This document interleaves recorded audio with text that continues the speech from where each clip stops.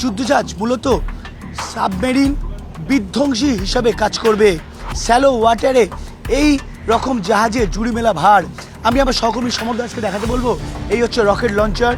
মূলত যে কোনো শত্রুকে পরাস্ত করতে এই ধরনের রকেট লঞ্চার এবং অত্যাধুনিক শক্তিশালী রকেট লঞ্চার দেখাই যায় না, সেটা মূলত যুক্ত করা হয়েছে এই আইএনএস অ্যাগ্রেতে।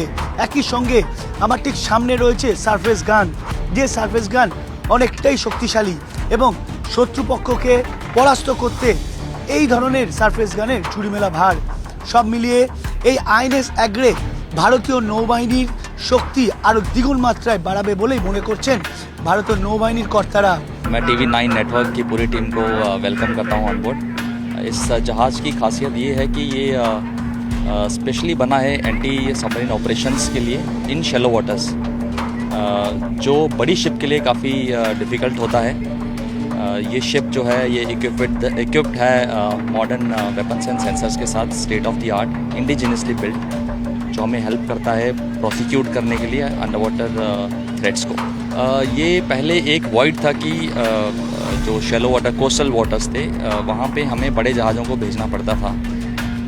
इस प्रोजेक्ट के साथ जो कि 16 है टोटल नंबर एंड ये 5th है इन इट्स क्लास, वो वाइड कवर होगा।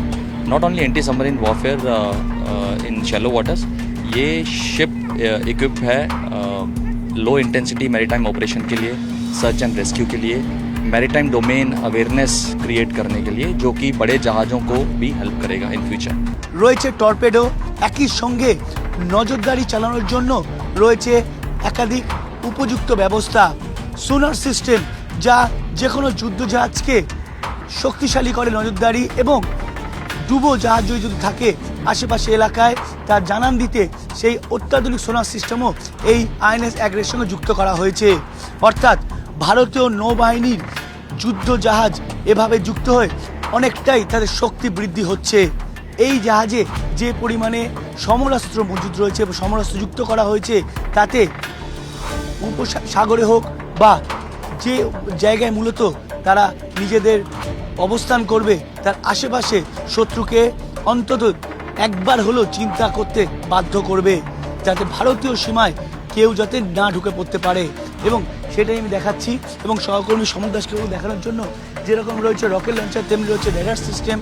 এবং এই রেডার সিস্টেম কিন্তু অন্যান্য যুদ্ধজাহাজের তুলনায় অনেকটাই শক্তিশালী, নজরদারির ক্ষেত্রে অনেকটাই দক্ষ বলেই দাবি করছেন নৌবাহিনীর কর্তারা।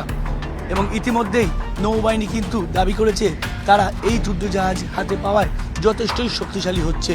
ক্যামেরায় সমর দাসের সঙ্গে সায়ন্ত ভট্টাচার্য, TV9 বাংলা, আইএনএস অ্যাগ্রে থেকে।